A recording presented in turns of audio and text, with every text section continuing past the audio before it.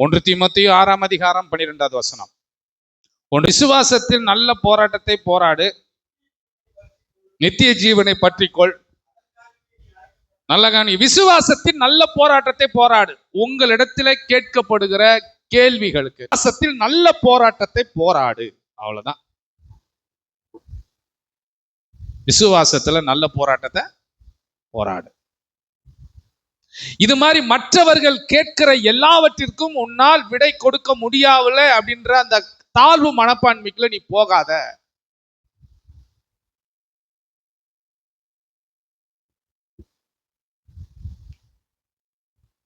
அப்போ நம்முடைய வாழ்க்கையை நம்ம ஒன்றை புரிந்து கொள்ள வேண்டும்.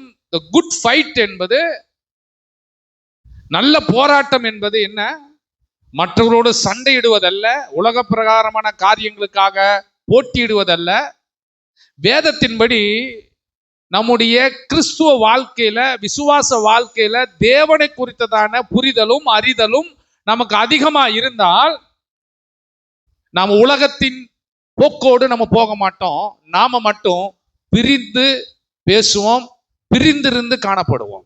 உங்க வேலையை குறித்து, உங்க சம்பளத்தை குறித்து, உங்க பிள்ளைகளை குறித்து, உங்க வீட்டை குறித்து, உங்க தொழிலை குறித்து, உங்களை குறித்து, இது மாதிரி சொல்லுகிற விஷயத்துல நீங்க என்ன பண்ணணும்னா, நல்ல போராட்டம், விசுவாசத்தை நல்ல போராட்டத்தை போராடி ஜெயம் பெறுங்க.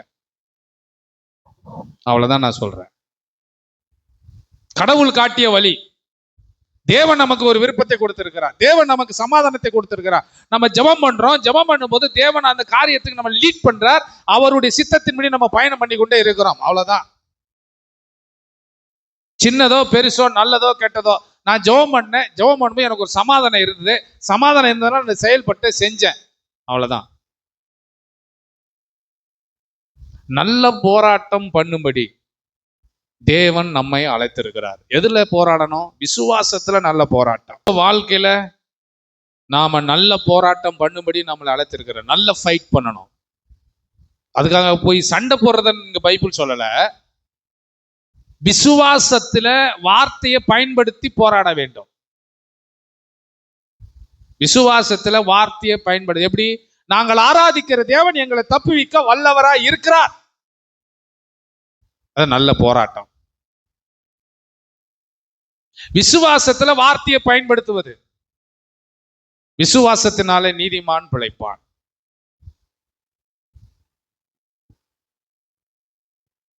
அடுத்தது நம்ம 2 தீமோத்தேயு 4:7 சொல்லப்பட்டிருக்கிறது, நல்ல போராட்டத்தை போராடினேன், ஓட்டத்தை முடித்தேன், விசுவாசத்தை காத்து கொண்டேன். 2 தீமோத்தேயு 4:7 வாசிங்க.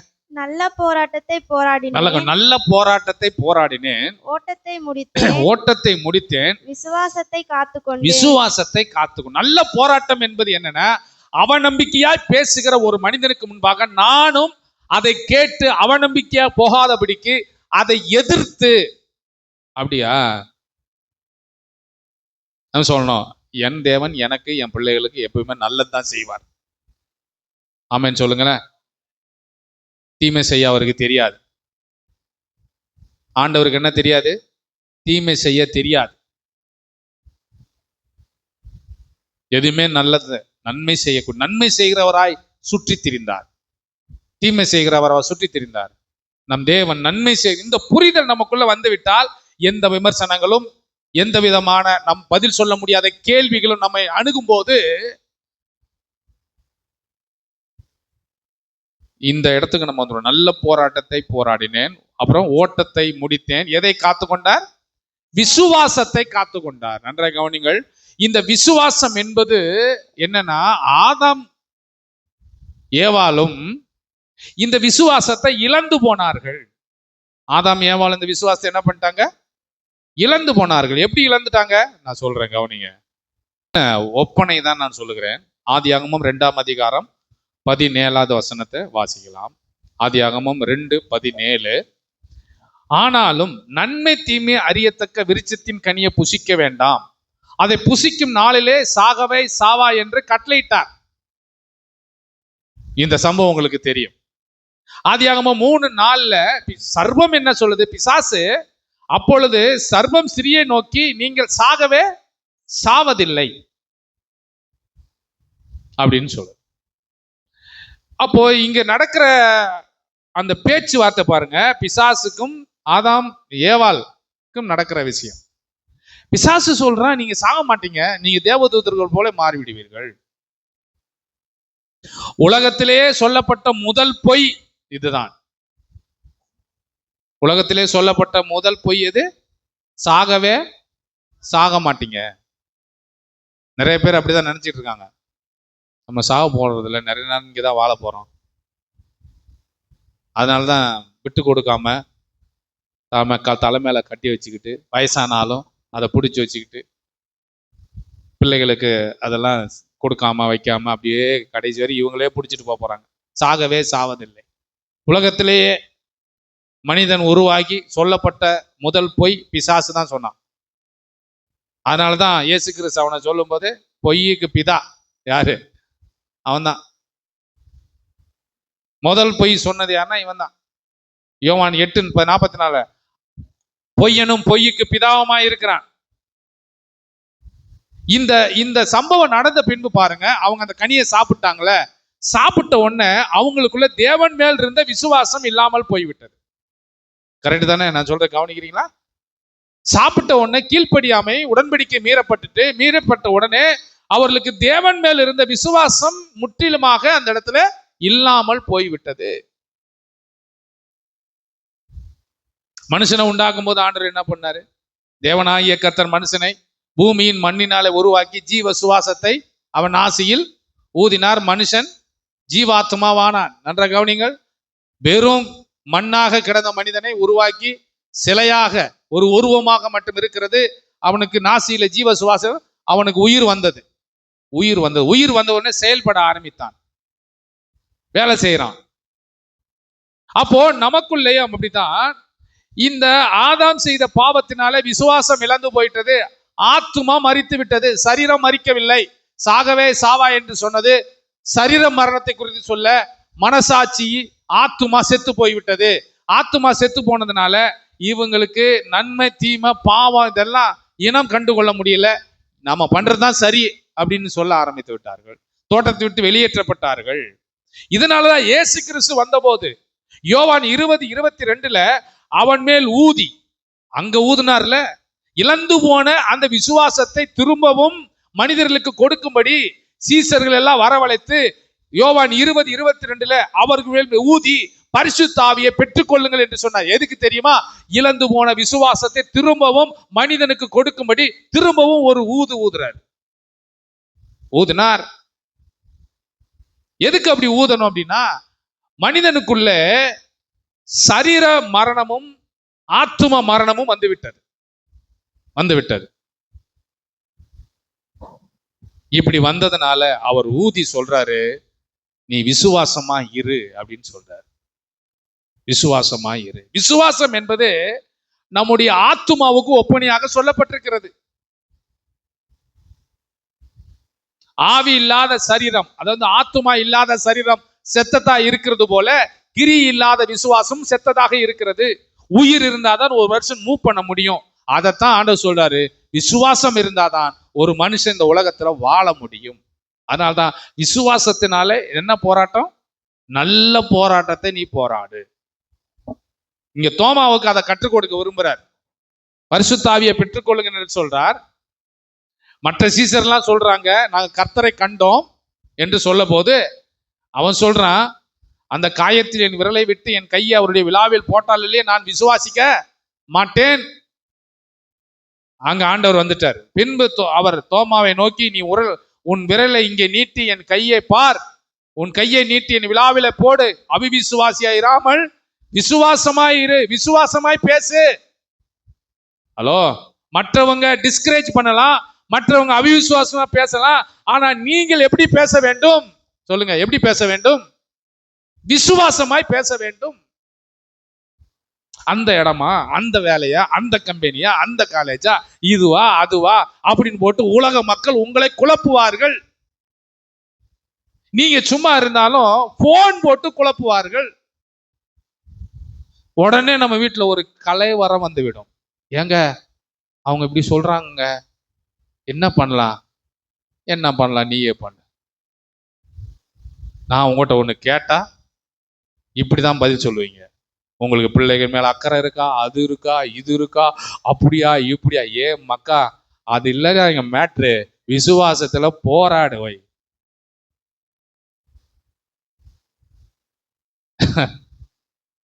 குழம்பக்கூடாது. அதுவோ இதுவோ எது வாய்க்குமோ தெரியாது. கர்த்தர் இன்னைக்கு இதை கொடுத்திருக்கிறாரு, இதை நடத்துறாரு, இதை உங்களுக்கு பிரசங்கம் பண்ண சொல்லியிருக்காரு. அவ்வளவுதான். இன்னும் 5 வருஷம் கழிச்சு எப்படி இருக்கு எனக்கு தெரியாது. அதைத்தான் நான் சொல்றேன். எனக்கு தெரியாது. நாளைக்கு நடப்பது எனக்கு தெரியாது.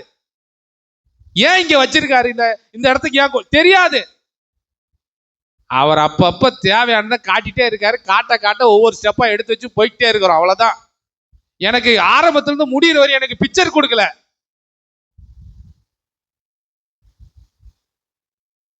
வெளிச்சம் கிடைக்க கிடைக்க நான் நடக்கிறேன். அவ்வளவுதான். அது வரையும் தான் வெளிச்சம் தெரியுதுன்னா அதோட நிக்கிறேன். அவ்வளவுதான். மேகஸ்தம்பம் அக்னி ஸ்தம்பம் பாருங்க, அது நின்ன உடனே அங்கேயே கூடாரம் போடு. எப்போ அது மூவ் ஆகுதோ அப்பதான் நீயும் மூவ் ஆகணும். நீ வாட்டுக்கு எடுத்துட்டு என்ன பண்ணக்கூடாது, போகக்கூடாது. நல்ல போராட்டம். விசுவாசமா பேசு.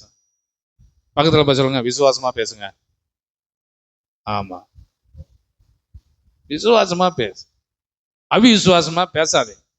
என்று சொன்னால் இழந்து போன விசுவாசத்தை, ஆதாம் இழந்து போன விசுவாசத்தை தேவனாகிய கர்த்தர் சிலுவை மரித்து உயிர்த்தெழுந்து வந்து திரும்பவும் நமக்குள்ள விசுவாசத்தை கொடுத்தார். அதனால தன் விசுவாசத்தினாலே நீதிமான் பிழைப்பான். யாருடைய விசுவாசத்தினால? நான் உங்களுக்காக நான் விசுவாசிக்க முடியாது. உங்களுக்காக நீங்க தான் ஃபெய்த்தா இருக்கணும், நீங்க தான் விசுவாசிக்கணும். ஒரு ஆமென் சொல்லுங்க. ஆமா, நீங்க நல்லா இருப்பீங்க, நீங்க நம்பணும். உங்க இருதயம் எதை அதிகமாக விரும்புகிறதோ அதை தான் உங்க மனசும் செய்யும். தன் விசுவாசத்தினாலே சொல்லுங்க திரும்ப, நீதிமான் பிழைப்பான். போன வாரம் அதான் கேட்டான். நேர்மையாளர்களாய் கர்த்தர் நம்மளை மாற்றி இருக்கிறார்.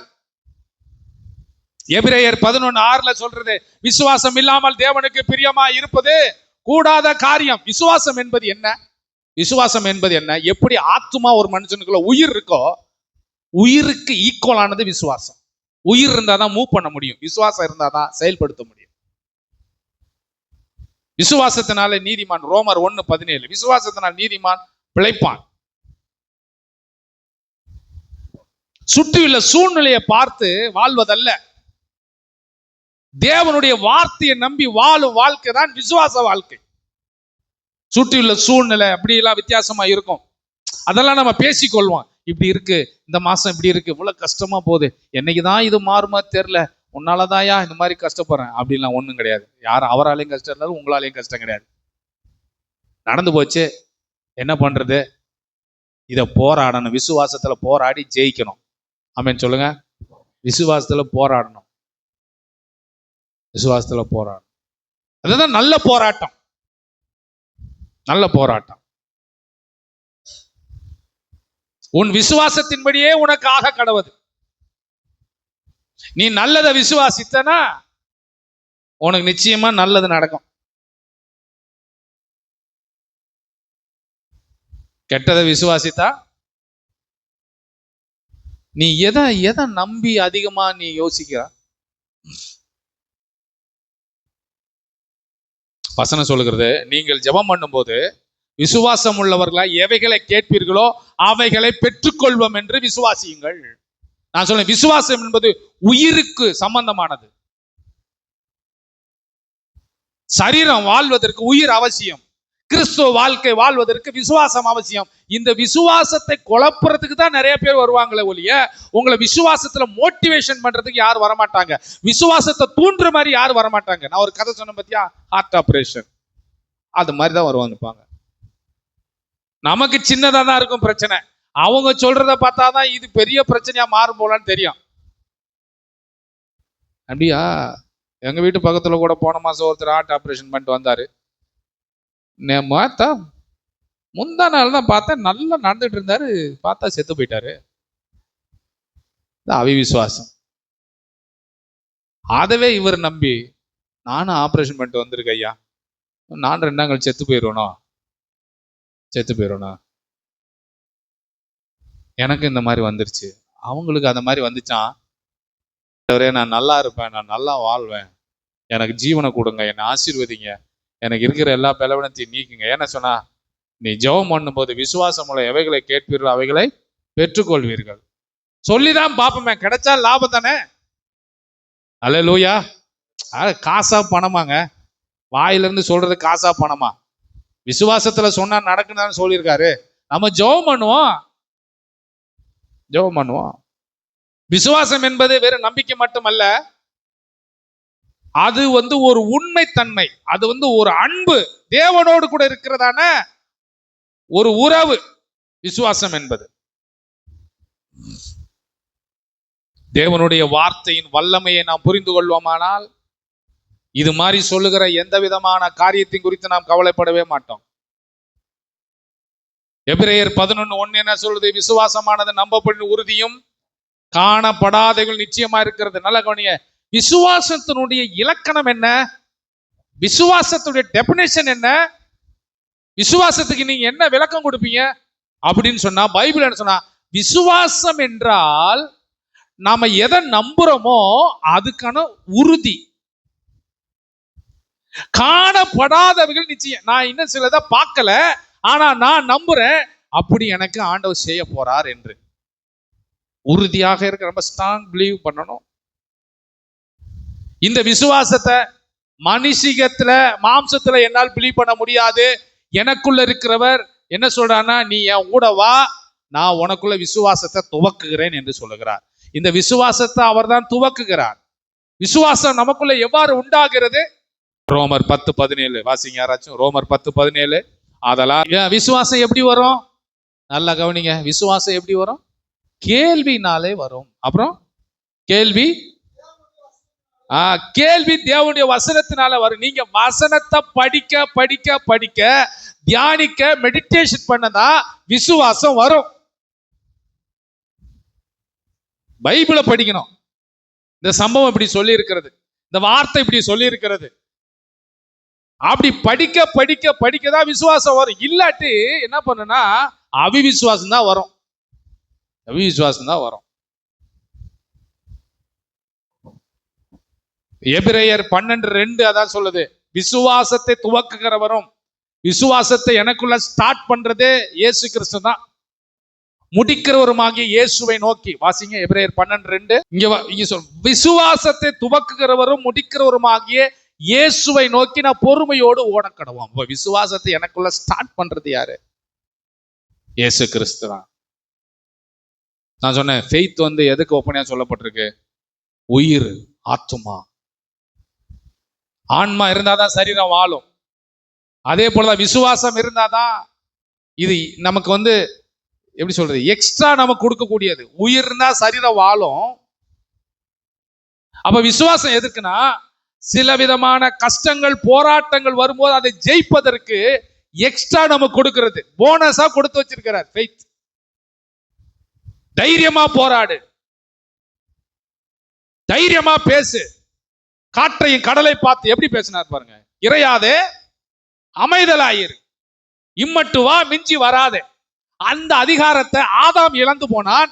ஆனால் இயேசு சிலுவையில மரித்து எனக்கு திரும்பவும் தந்திருக்கிறார். அதனாலதான் பேய் விரட்டுமோ சொல்றோம், இயேசுவின் நாமத்தில் உன்னை விரட்டுகிறேன்னு சொன்னா ஓடுது. அந்த பேரை மட்டும் சொல்லாதன்னு சொல்லுது. விசுவாசத்துல நம்ம பேச ஆரம்பிக்கணும். விசுவாசம் இல்லாமல் தேவனுக்கு பிரியமா இருப்பது எபிரேயர் 11:6. விசுவாசம் இல்லாமல் தேவனுக்கு பிரியமா இருப்பது கூடாத காரியம். ஏனென்றால் தேவனிடத்தில் சேருகிறவன் அவர் இருக்கிறார் என்னதான் உண்டென்றும் தம்மை தேடுகிறவர்களுக்கு என்ன அளிக்கிறார்? பலன் அளிக்கிறார் என்றும் விசுவாசிக்க வேண்டும். வாசிங்க பார்க்கலாம். விசுவாசம் இல்லாமல் விசுவாசம் இல்லாமல் தேவனுக்கு பிரியமா இருப்பது கூடாத காரியம். நல்ல விசுவாசம் இல்லாம ஆண்டவருக்கு பிரியமா இருக்க முடியாது. உங்களுக்குள்ள ஃபெய்த் இருந்துச்சுன்னா யாரு சொல்லாமலே சர்ச்சுக்கு வருவீங்க, யாரு சொல்லாமலே ஜெபம் பண்ணுவீங்க, யாரு சொல்லாமலே பைபிள் படிப்பீங்க, யாரு சொல்லாமலே ஊழியம் செய்வீங்க, யாரு சொல்லாமலே உபவாசம் இருப்பீங்க, யாரு சொல்லாமலேயே கிறிஸ்துவுக்கு என்னென்ன செய்யணுமோ எல்லாத்தையும் கையை தூக்கி ஆராதிங்கன்னா சொல்ல தேவையில்ல, பாட்டு பாடுங்கன்னு சொல்ல தேவையில்ல, வாயை திறங்கன்னு சொல்ல தேவையில்ல, கையை தட்டுங்கன்னு சொல்ல தேவையில்ல. எல்லாமே ஆட்டோமேட்டிக்கா நடக்கும். யாருக்கு சொல்லணும்? ஒருத்தர் விசுவாசம் இல்லாம வர்றாங்க அப்படின்னா கையை தூக்கி ஆராதிப்போம், கையை தட்டி ஆராதிப்போம், இப்ப ஆமேன்னு சொல்லுவோம். இது யாருக்கு சொல்லணும்? புதுசா வர்றவங்களுக்கு சொல்லணும், உங்களுக்கு சொல்ல வேணாம். ஹலோ, ஒன்றை புரிந்து கொள்ள வேண்டும். நாம் விசுவாசமா இருந்தா, ஃபெய்த்தோடு இருந்தோம் அப்படின்னா யாரும் நமக்கு சொல்ல வேண்டிய அவசியம் இல்லை. ஏன்னா இந்த விசுவாசத்தை துவக்கிற பரிசுத்த ஆவியானவர், பரிசுத்த ஆவியானவர் எனக்குள்ள இருக்கிறதுனால சகல சத்தியத்துக்குள்ள நடத்துவாரு. என்ன பண்ணணும், என்ன செய்யணும், எப்படி எல்லாத்தையும் எனக்கு சொல்லி கொடுப்பாரு. அவர் சொல்றபடி நான் செஞ்சுட்டு அமைதியா இருந்தா போதும், காலம் வரும்போது எல்லாம் நடக்கும். அவ்வளவுதான். எபேசியர் 2:8 சொல்லப்பட்டிருக்கிறது. நம்ம எப்படி நமக்கு ரட்சிப்பு வந்ததுன்னு சொல்லப்பட்டிருக்கு. வாசிங்க, எபேசியர் 2:8. கிருபையினாலே விசுவாசத்தை கொண்டு, கிருபையினாலே விசுவாசத்தை கொண்டு ரட்சிக்கப்பட்டீர்கள். இது உங்களால் உண்டானதல்ல, தேவனுடைய ஈவு. நல்ல கவனிங்க, நம்ம ரட்சிக்கப்பட்டது நம்முடைய முயற்சினால் அல்ல. எல்லா மற்ற மதங்கள் என்ன சொல்லுகிறது என்று சொன்னால், நீங்கள் உங்களுடைய பாவம் போக்கப்பட வேண்டும் என்றால் நீங்கள் இதையெல்லாம் செய்யுங்கள், இதை செய், அதை செய், அப்படி செய்ய சொல்ல. ஆனா இயேசுநாதர் எல்லாத்தையும் செஞ்சுட்டு நீ ஒண்ணுமே செய்யாத, என் கூட உறவாட மட்டும் வா, என் கூட பேசுறதுக்கு மட்டும் வா, என்ன நம்பு, அந்த நம்பிக்கையை கூட அவர் தான் தர்றாரு. அப்ப ரட்சிப்பு என்பது என்ன? கிருபையினால். எதை கொண்டு ரட்சிக்கப்பட்டோம்? விசுவாசத்தை கொண்டு ரட்சிப்பு வந்தது. இதுல என்னுடைய முயற்சியே இல்லை, எல்லாமே இலவசம். இது எங்க சொன்னாரு? ஏதேன் தோட்டத்தில் இருக்கும்போது எல்லாத்தையும் உண்டாக்கி இதை இலவசமாய் சாப்பிடுங்கள் என்று சொன்னார். அதே போல சிலுவையில மரித்து இயேசுக்கு சொன்னார், எல்லாமே உனக்கு இலவசம். எல்லாமேனா ரட்சிப்பு இலவசம், விடுதலை உனக்கு இலவசம். இந்த விடுதலையை பெறுறதுக்கு மக்கள் நிறைய விதமான சடங்காச்சாரங்களை செய்கிறார்கள். ஒவ்வொரு ஊருக்கும், ஒவ்வொரு கிராமத்துக்கும், ஒவ்வொரு மாவட்டத்துக்கும் வித்தியாசமான கலாச்சார முறைகள் இருக்கிறது, தெய்வ வழிபாட்டு முறைகள் இருக்குது. ஆனா இயேசு கிறிஸ்து சொல்றாரு, கிருபையினால் விசுவாசத்தை கொண்டு, இது உங்களால் உண்டாதது, தேவனுடைய ஈவு, இலவசமாய் பெற்றிருக்கிறீர்கள். விசுவாசத்தினால்தான் நீதிமான் உயிர் இருந்தா வாழ முடியும், விசுவாசம் இருந்தா பரிசுத்தமாய் வாழ முடியும். விசுவாசம் எவ்வாறு கிரியை செய்கிறது? அப்போ யாக்கோபு 2:17 வாசிக்கிறேன். அப்படியே விசுவாசமும், வாசிங்க, யாக்கோபு 2:17-26 அதே அதிகாரத்துல இருக்கிற அந்த வசனங்களை நம்ம வாசித்து தியானம் பண்ணலாம். வாசிங்க, யாக்கோபு 2:17. அப்படியே விசுவாசமும் நல்ல கிரியை இல்லாதிருந்தால் தன்னில் தானே செத்ததா இருக்கும். 26.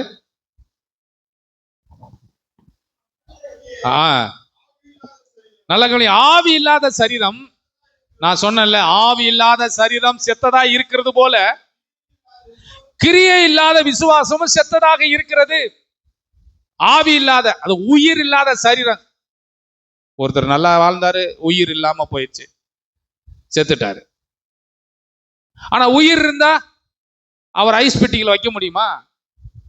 என்ன சொல்லுவாரு? வருவாரா முதல்ல, மச்சான் கொஞ்சம் படுறா, உள்ள பெட்டி முன்னாடியே கொண்டு வந்துட்டோம், சும்மா வாடகை கொடுக்கணும், கொஞ்ச நேரம் அதில் படுத்து எந்திரிறான். படுப்பாங்களா? படுக்க மாட்டாங்க. ஏன்? உயிர் இருக்கு, எனக்குள்ள விசுவாசம் இருக்கு. அதனால நான் அவிவிசுவாசமான இடத்துக்கோ இல்ல மற்ற காரியத்துக்கு என்னால போக முடியாது, போகவும் மாட்டேன். ஏன்னா எனக்கு உயிர் இருக்கு, எனக்கு விசுவாசம் இருக்கு. விசுவாசத்துல நல்ல போராட்டத்தை போராடணும், விசுவாசத்துல பேசணும், விசுவாசத்துல ஒன்னும் உண்டு இல்லைன்னு பண்ணி பார்க்கணும். ஏன்னா தேவன் நமக்கு அதை தந்திருக்கிறார். உயிர் கொடுத்தது மாத்திரமல்ல, நம்ம ஜீவனோடு இருக்கிறது உயிரோடு ஒரு மனுஷன் வாழ்றான்னா அது சாதாரண வாழ்க்கை. உயிரும் பிளஸ் விசுவாசமும் சேர்ந்தாதான் அது நல்ல ஒரு வாழ்வு. ஏன்னா எந்த பிரச்சனைக்கு முடிவு மரணம் அல்ல. அதனாலதான் பாருங்க, நல்ல காசு இருக்கு, சொத்து இருக்கு, எல்லாம் இருக்கு. ஆனா ஒரு பிரச்சனை வந்த உடனே அவங்களுக்குள்ள விசுவாசம் இல்லாதபடிக்கு அவங்க தற்கொலை பண்ணி கொள்கிறார்கள். அப்புறம் என்னென்ன மரணங்களை செய்யணுமோ எல்லாத்தையும் தெரிந்து கொள்கிறார்கள். ஆனால் நமக்குள்ளே ஆத்துமாவும் இருக்கு. அந்த ஆத்துமாவோட சேர்த்த விசுவாசமும் நமக்கு இருக்கு. அதனால ஆத்துமா இல்லாத சரீரம் செத்ததா இருக்கிறது போல கிரியை இல்லாத விசுவாசமும் செத்ததா இருக்கிறது. ஆத்துமா சரீரத்துக்கு சொந்தம். ஆத்துமா இருந்தாதான் சரீரத்துக்கு மதிப்பு. விசுவாசம் இருந்தாதான் கிறிஸ்தவனுக்கு மதிப்பு, கிறிஸ்தவ வாழ்வுக்கே மதிப்பு. ஆனால் நம்ம ஒன்றை புரிந்து கொள்ள வேண்டும். இயேசு கிறிஸ்துவினிடத்துல நம்ம வரணும் அன்பினா, அன்பினால் கிரியை செய்கிற விசுவாசம் அல்லாமல் வேறென்றும் உதவாது. அன்பினால் கிரியை செய்கிற, அப்படின்னா நம்ம விசுவாசம் என்ன பண்ணணும்? கிரியை நடப்பிக்க வேண்டும். அப்படின்னா என்ன சொல்ல வரன்னா, விசுவாசத்துல எல்லாத்தையும் செயல்படுத்து, செய், முயற்சி பண்ணு. ரோமர் 8ஆம் அதிகாரத்துல பவுல் சொல்லும்போது ரொம்ப அருமையா சொல்றாரு. 36, 37, 38, 39 இந்த வசனங்கள்ல நீங்க வாசிக்கும் போது, ரோமர் 8:36 யாராவது ஒரு வாசிங்க. கிறிஸ்துவின் அன்பை விட்டு நம்மை பிரிப்பவன் யார்? நல்லா கவனிங்க. எனக்குள்ள தேவனுடைய விசுவாசம் இருக்கு. இப்ப விசுவாசத்துல நான் பேசுறேன். எப்படி பேசுறேன்? கிறிஸ்துவின் அன்பை விட்டு என்னை பிரிப்பவன் யார்? வாசிங்க, நல்லா கவனிங்க. உபத்திரவமோ, வியாகுலமோ, துன்பமோ, பசியோ, நிர்வாணமோ, நாசமோசமோ, பட்டயமோ, இவை எல்லாவற்றிலையும் நம்மில் அன்பு கூறுவர்களாலே முற்றிலும். எப்படி விசுவாச வீரன் எப்படி பேசுகிறான் பாத்தீங்களா? கிறிஸ்துவின் அன்பை விட்டு என்னை பிரிப்பது யார்? என்னுடைய குறைவு, என்னுடைய கடன் பிரச்சனை, என்னுடைய வியாதி, என்னுடைய போராட்டம், இது கிறிஸ்துவின் அன்பை விட்டு என்ன பிரிச்சிடுமா? இல்லை. இவன் தான் விசுவாசத்துல பேசுறான். இந்த விசுவாசம் எனக்குள்ள எப்படி வந்தது? இயேசு கிறிஸ்து மரித்த போது எனக்கு இந்த விசுவாசத்தை எனக்குள்ள தொடங்கிட்டார். இப்ப எனக்குள்ள விசுவாசம் ஸ்டார்ட் பண்ணி விட்டுட்டாரு. இப்ப நானே நிறுத்தினா கூட என்னால் நிறுத்த முடியாது. நான் எங்கே போனாலும் என்னை விடாதபடிக்கு திரும்பவும் இணைத்து கொண்டு வந்து திரும்ப இதை பேசி, இதை சொல்லு, இதை செய்யி, இதை செஞ்சு சொல்லிக்கொண்டே இருக்கு பாரு. வா, முடிங்க, அந்த வசனத்தை முடிங்க. மரணமானாலும் ஜீவனானாலும் தேவதூதர்களானாலும் அதிகாரங்களானாலும் வல்லமைகளானாலும் நிகழ்காரியங்களானாலும் வருங்காரியங்களானாலும் உயர்வானாலும் தாழ்வானாலும் வேற எந்த சிருஷ்டியானாலும் அன்பை விட்டு நம்மை பிரிக்கவே முடியாது. என்ன காரியம் நடந்தாலும் நான் விசுவாசத்துல தான் பேசுவேன். பாக்குறீங்களா? என்ன காரியம் உங்க வீட்டுல நடந்தாலும் நீங்க எப்படிதான் பேசணும்? எப்படிதான் பேசணும்? சிலர் சொல்லுவாங்க, சின்ன பைத்தியக்காரியா இருக்கிறாங்க எப்ப பார்த்தா. ஆமா, எங்களை பைபிளே எப்படிதான் சொல்லுது? 1 கொரிந்தியர்ல எப்படி சொல்லுது? இந்த வசனத்தை எடுத்து படிக்கலாம். 1 கொரிந்தியர் 1ஆம் அதிகாரத்துல பைத்தியக்கார மாதிரி பேசுற. யோபு மனைவி வந்து யோபு சொல்லும் போது அப்படி சொல்லுவான், சிலுவையை பற்றிய உபதேசம் யாருக்கு பைத்தியமா இருக்கு? நம்ம விசுவாசமா பேசுறது, நம்பிக்கையோட வாழ்றது, கர்த்தர் பார்த்து கொள்வாரேன்னு சொல்லுகிறது கெட்டு போகிறவனுக்கு பைத்தியமாக இருக்கிறது. அதனால உங்களை யாராவது பார்த்து பைத்தியம்னு சொன்னா என்ன பண்ணக்கூடாது? என்ன பண்ணக்கூடாது? கோவப்படக்கூடாது. ஏன்? வாசிங்க, அதை வாசிங்க. கெட்டு போறவர்களுக்கு பைத்தியமா இருக்கிறது, ரட்சிக்கப்படுகிற நமக்கோ அது தேவ பலனா இருக்கிறது. அடுத்த வசனம், ஞானிகளை வெட்கப்படுத்தும்படி தெரிந்து கொண்டவர்கள் யார்? தெரிந்தெடுக்கப்பட்டவர்கள் யார்? நீதான். அப்படித்தானே? ஞானிகளை வெட்கப்படுத்தும்படி யாரை தெரிந்து கொண்டார்? வந்து எல்லாத்துக்கும் மேலாக தேவன் தந்த பலத்தில் விசுவாசத்துக்காக போராடுகிற ஒரு கூட்டம். விசுவாசம் எனக்கு இருக்கிறது, இந்த விசுவாசத்தை கொண்டு நான் என்ன செய்ய முடியும்? விசுவாசத்தின் வல்லமையை நான் பெற்று, அதனாலதான் ஏசு சொன்னார், கடுகு விதையில உனக்கு விசுவாசம் இருந்தா நீங்க இந்த மலையை பார்த்து இவ்விடம் விட்டு அப்புறம் போய் என்று சொன்னால் அது அப்புறம் போம். உங்களால் கூடாத காரியம் ஒன்றுமிராது என்று மெய்யாகவே சொல்லுகிறேன். நீங்க அப்படியே எழுத்தின்படி எடுங்க. கடுகு விதை விசுவாசம். மலையை பார்த்து சொல்லணும். நம்ம ஊர்ல மலையே இல்லை. சரி, இந்த பக்கம் போவோம். நாகலாபுரம் சத்தியவேட்டு பக்கம் போனா மலை இருக்கு. அங்க போய் நின்றுட்டு சத்தியவேட்டுல நின்று எல்லாரும் கையை உயர்த்தி கடுகு விதைகள் வீசுவாங்க. இந்த மலை பெயர்ந்து கும்மிடிப்பூண்டி பக்கம் வருவதாக. அப்படியா சொன்னாரு? எழுத்தின்படி எல்லாத்தையும் எடுத்துக்கொள்ளக்கூடாது. என்ன அர்த்தத்தோட சொல்றேன்னா, யூதர்களுடைய நியாயாதிபதிகள் இருப்பாங்கல்ல, பஞ்சாயத்து தலைவர்கள், நம்ம ஊர்ல பஞ்சாயத்து தலைவர் மாதிரி, அங்க யூதர்களுடைய நியாயம் விசாரிக்கிற நியாய சாஸ்திரிகள் இருப்பாங்க. அவங்களுக்கு இன்னொரு பெயர் என்ன தெரியுமா? மலையை பெயர்ப்பவர்கள். அது என்னன்னா, மலை போன்ற பிரச்சனைகள் வந்தாலும் அங்க போனா அது சரியாயிரும் அப்படின்னு ஒரு பேச்சு வழக்கு இருந்தது. அததான் ஆண்டவர் சொன்னாரு, உனக்கு கொஞ்சம் பூரணமான, அது சின்னதா இருந்தா கூட முழுமை பெற்றிருந்தால், நீ எப்பேற்பட்ட மலை போன்ற பிரச்சனையா இருந்தாலும் இந்த பிரச்சனையை பார்த்து போ அப்படின்னு சொன்னா அது போய்விடும் என்று சொல்லியிருக்கிறார் ஒழிய, மலையை பார்த்து அப்படி போய் இமயமலை அங்க போ இங்க போ அப்படின்னா டெய்லியும் மலையை மாத்தி மாத்தி வைக்க வேண்டியதான். அப்படி சொல்ல, நமக்கு வருகிறதான மலை போன்ற பிரச்சனைகள். கடுகு விதை என்பது என்ன? சின்னதாக உனக்கு இருந்தாலும் பூரணமான நம்பிக்கையோடு இரு, முழுமையா நம்பு. அதான் ஒன்று. முழுமையாக நம்பி முழுமையான விசுவாசத்தோடு நீ இருந்தால், நீங்கள் ஜெபத்தில் எவைகளை கேட்பீர்களோ அவர்களை பெற்றுக்கொள்வீர்கள். ஆபிரகாம் விசுவாசித்தான், அவன் நீதியாக எண்ணப்பட்டது. இப்படி எல்லாம் பைபிள்ல நமக்கு சொல்லப்பட்டிருக்கிறது. செங்கடலை பிளந்தது. நீங்க விசுவாச வீரருடைய பட்டியலை நீங்க எபிரேயர் புத்தகத்துல போய் படிச்சு பாருங்க, வீட்டுல போய் படிங்க. எப்படியெல்லாம் அவர்கள் ஜெயித்திருக்கிறார்கள், எப்படியெல்லாம் வாழ்ந்திருக்கிறார்கள். ஆபேல், ஏனோக்கு, நோவா, ஆபிரகாம் விசுவாசத்தினால எல்லாவற்றையும் ஜெயித்தார்கள். மனுஷன் உயிர் வாழ்றதுக்கு, ஒரு சரீரம் உயிர் வாழ்றதுக்கு உயிர் முக்கியம். கிறிஸ்தவனாக இந்த பூமியில நம்ம வாழ்றதுக்கு விசுவாசம் முக்கியம். ஆமே. உயிர் இருந்தா சரீரம் வாழும்.